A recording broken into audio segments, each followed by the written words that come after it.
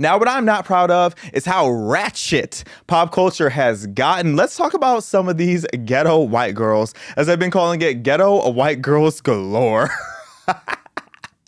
So do y'all remember the Catch Me Outside? How about that girl? Miss Danielle Bregoli, now known as Bhad Bhabie, Bhad Bhabie. Yes, the H is on purpose. And for those who don't remember, let me show you her claim to fame over on Dr. Phil. Nope. And all these hoes laughing like something funny. She's talking about the audience, that they're laughing at her. Did you say the hoes are laughing? Yep. So the audience are a bunch of hoes. Yep. This is so not it's iconic. Catch me outside. You had to be there. How about that? Huh? Catch me outside. How about that? Catch you outside? What does that mean? What I just said.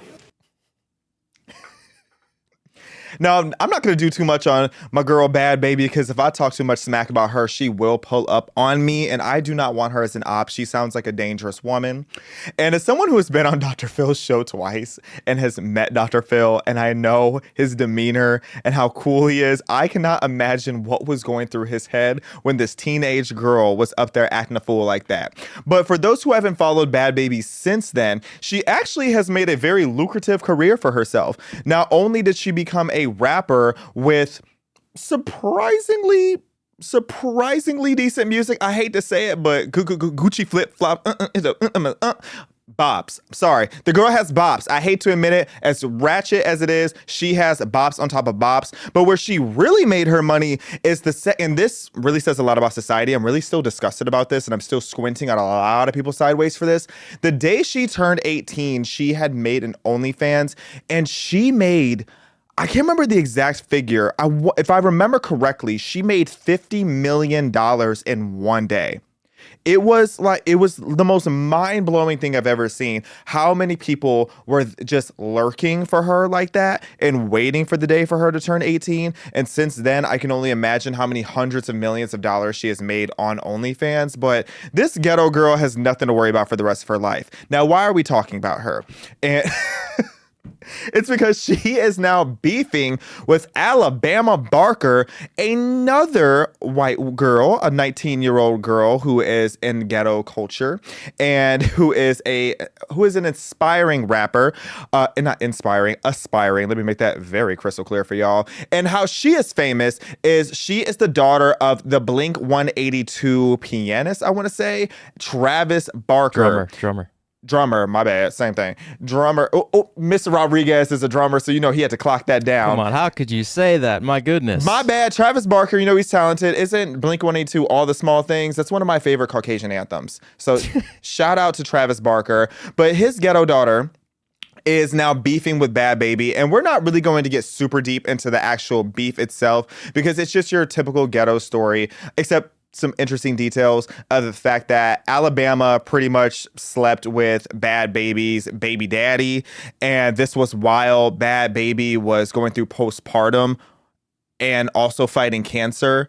And they were apparently friends before. And from what I've read on Twitter against my will, because this has been so unbelievably viral, is that Alabama wanted to be like Bhad Bhabie and was asking her for advice and asking her for all these different things about trying to be her. And now they are beefing. Now, personally, Alabama, I wouldn't beef with a woman who has slapped her mother on live television, or not live televisions, but slapped her mother on television. Yeah, she did that. I'm pretty sure at least once. Bhad Bhabie also tried to fist fight her grandmother on Dr. Phil, I'm pretty sure. So that girl really has nothing to lose. And even if she had everything to lose, which she does now, she's still ready to risk it all in order to stand on the business she feels needs to be stood on. Now, what's interesting about this situation and what I want to talk about is just the transformation of Alabama Barker and how a lot of affluent white girls lately have been, if they're not over trying to be Muslim, they're becoming ghetto. And I say becoming because you look at Bhad Bhabie and then compare her background where she actually was ghetto and hood to Alabama. Let's just look at the comparison of their first two music videos. Money green like a sea love. Yeah, my pocket's so Sorry, this is another bop. Look, these hoes be like it, see me in a bike and they talking, but don't say it in person. Won't catch me off guard on no boulevard. So she's been ghetto for a while. This is her as a teenage girl.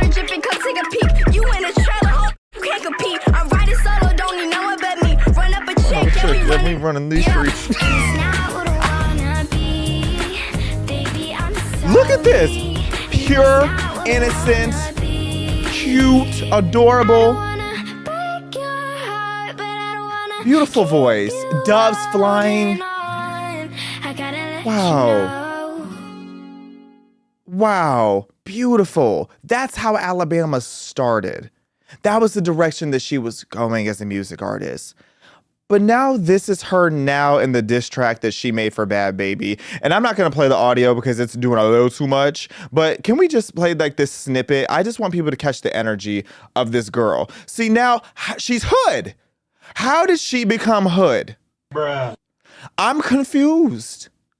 Like, I don't understand why hood culture gets elevated in the way that it does. And I'm not saying that, you know, being rich made her better than other people, but it was a culture that didn't lead to the death of many people in the way that rap culture has and like this hood culture has. So it's just interesting to me to see the transition of then versus now, especially when you take into consideration that Travis Barker is worth $50 million at least. That's what it says on the internet. Odds are he's worth a lot more. And also part of why she's as famous as she is now is Travis Barker is now married to Kourtney Kardashian, who's worth at least $65 million. So between your parents and your dad and your stepmom, or your stepmom, I'm sure your mom is probably rich too. Your family is worth well over $100 million. My whole point of why I'm bringing this to your attention today is why don't people take their nepotism and go? Take your bag and go. Because there's a conversation about cultural appropriation that could be had here. And I don't really like the idea of cultural appropriation when we're talking about race, because I feel like all races are influenced by each other at this point. But with this, what this is cultural appropriation of is you are appropriating broke people's business. You are acting like a hood rat. You are acting like a delinquent. You are not acting like daddy's little girl. You are not acting like the girl with the trust fund. You are sitting here acting like you have no choice but to be for the streets. Why are you being for the streets? If I grew up in a situation like Alabama Barker did, I would be so classy and so above this. But instead, you are beefing with a girl all over the internet who somehow managed to beef with you while fighting cancer, having a baby, dealing with postpartum, and still made a hit record that destroyed your career and credibility. I just do not get it. And, you know, one of the bigger themes of this whole situation is you can't convince me that our country is racist when you have rich white women bending over backwards and forward to try to be accepted into black culture. If we're going to be so honest about it, if we're going to be so for real, because again, I don't like equating ghetto culture to black culture, but let's be so for real. There's an element that is intersectional there. And when it comes to this rap culture that both of them are, well, I would say Alabama is cosplaying, but Bhad Bhabie, she's really about it. She has been ghetto for a very long time. This girl had no choice but to be ghetto, it seems like. But Alabama Barker, why is this the element of rap or black culture or urban culture that you are so inspired by? I just wish we would stop uplifting losers. And I wish that we would stop glorifying loser behavior. I feel like our society would be a lot better off. We are really doomed as a society when you have people who are from families worth at least 9 figures, and this is the direction that they decide to take their life. So it's just interesting to me. You get what I mean? You get what I mean, Mr. Rodriguez? I get what you mean. It's quite interesting how all this stuff kind of spiraled out of control. I never thought that I would see a battle like this take place between Bhad Bhabie and Alabama Barker. Now this is quite a matchup, you asked me. Quite a matchup. Quite a crazy. matchup. It is. It's ghetto white girls galore. Now, when it comes to white culture, because a lot of people debate whether or not white culture is a thing because it's not a collective culture, but what I would say is straight up white culture, at least European culture. I want to know, what is stopping white people from bringing this aesthetic back? Can we bring up this right here? That is a look. This is peak white culture. The things I would do for a look like that, what is stopping rich white people from dressing like this? I'm so for real. If you think I wouldn't wear that around New York, then you don't know me. This is so tea. Look at this. Look at this. Alabama, you should be dressing like this, girl. Alabama, you can afford this look.